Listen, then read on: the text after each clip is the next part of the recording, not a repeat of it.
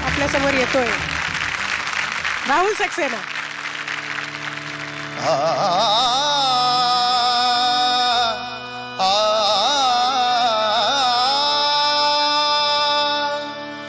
अबीर गुलाल उधळीत रंग, अबीर गुलाल उधळीत रंग, नाथा घरी नाचे माझा सखा पांडुरंग, नाथा घरी नाचे माझा सखा पांडुरंग.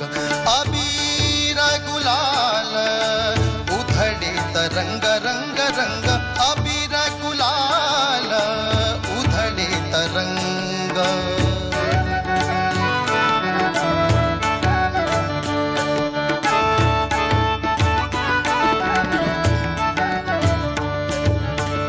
उंबरठ्यासी कैसे शिव आम्ही जातीहीन, उंबरठ्यासी कैसे शिव आम्ही जातीहीन, रूप तुझे कैसे पाहू त्यात आम्ही दीन, रूप तुझे कैसे पाहू त्यात आम्ही दीन.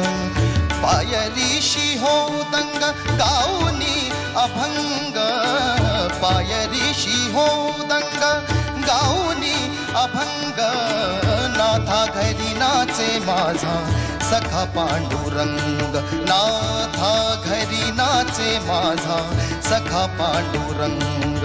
अबीर गुलाल उधळीत रंग, नाथा घरी नाचे माझा सखा पांडुरंग, नाथा घरी नाचे माझा सखा पांडुरंग.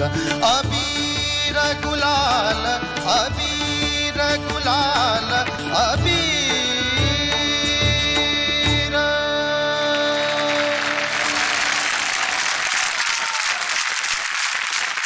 असा रिस्पॉन्स समोरून आल्यानंतर आणखीन काय पाहिजे?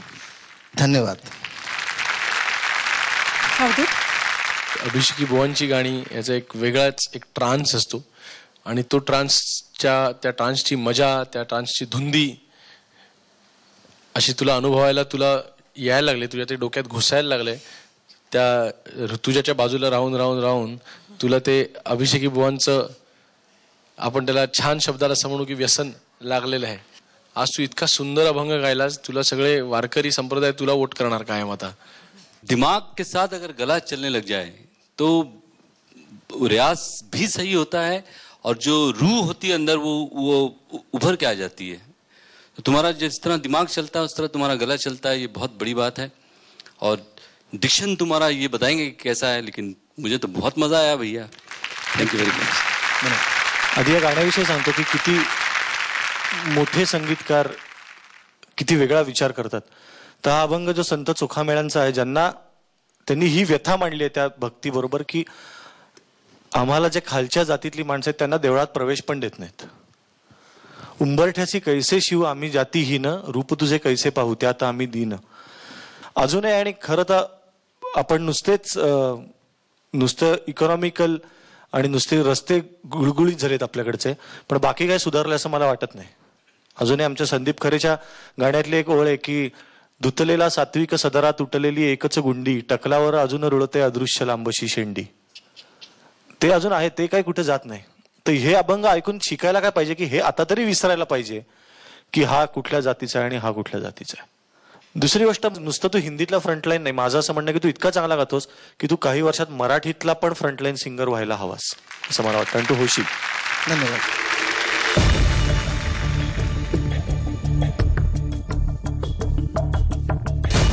चालेल, प दिलाय, अवधूतने ध दिलाय.